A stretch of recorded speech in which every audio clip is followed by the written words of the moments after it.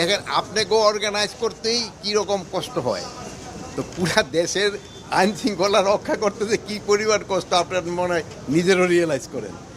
তো আমরা চেষ্টা করতেছি আস্তে আস্তে আইন শৃঙ্খলা পরিস্থিতি যেন আরও উন্নতি যায়, উন্নতি। আর এখানে থানা উদ্দেশ্য ছিল এদের থাকার অবস্থাটারও আপনারা জানেন, তাদের খাবার অবস্থাটা কীরকম, এইগুলি দেখার জন্য, এবং এইগুলিকে কীভাবে আস্তে আস্তে আরও উন্নতি করা যায়। যেহেতু তাকে থেকে কাজ আদায় করতে হলে তাদের খাবারের দিক দিয়েও আমার খেয়াল রাখতে হবে, তাকে থাকার দিকেও খেয়াল রাখতে হবে। এইগুলির জন্য এখানে কিন্তু এই জন্যই কিন্তু এই ভিজিটটা করা।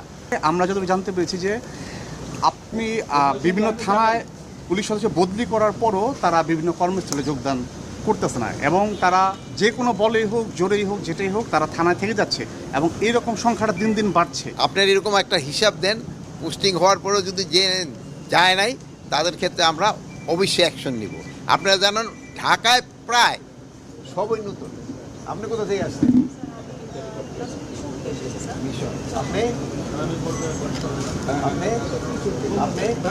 দেখলেন সবই কিন্তু বাইরে থেকে আসছে, আমরা কিন্তু মোটামুটি আপনার সামনে জিজ্ঞেস করেন।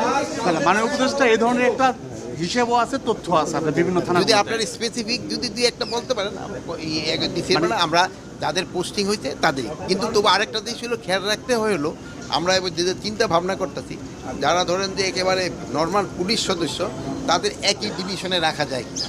যেহেতু হয় কি ফ্যামিলিটা দূরে থাকলে এখন কিন্তু ছুটির সংখ্যা কম, এরা মনে হয় মাত্র 20 দিন ছুটি পায়, আর এই লিভ পাইলো আরও 20 দিন। ওই 20 দিন ছুটি কিন্তু আমরা অনেক সময় দিতেও পারি না।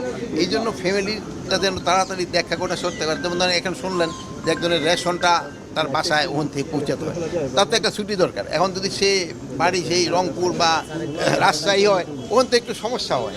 এই জন্য আমরা চেষ্টা করব নিচের লেভেলে যেন তাদের একটা ডিভিশন, যেমন ঢাকা ডিভিশন বা চিটাগাং ডিভিশন, যে এলাকার ওখানে রাখা যায় কিনা, মানে একই ডিভিশনে রাখার চিন্তা ভাবনা করা হচ্ছে নিচের লেভেলে যারা মাননীয় উপদেষ্টা। আরেক বিশ্বমানের থার্মিক্স রড, সালাম স্টিল থার্মিক্স, দেশের একমাত্র থার্মিক্স রড।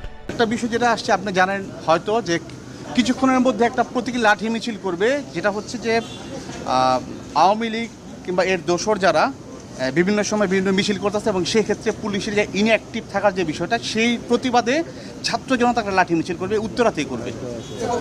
এদের ক্ষেত্রে আমি দেখে কিন্তু আমি আগে কিন্তু এই আমি এটাই জিজ্ঞেস করছি, ওরা নাকি অলরেডি 2 জনকে ধরছে। আপনি কি মনে করেন পুলিশের এই ইনঅ্যাক্টিভনেস যেটা, সেটা ঘটনাটা সত্য? যেহেতু মিছিল হয়েছে, এটা তো আর কোনো, এটার ভিতর তো কারো কোনো সন্দেহ নেই।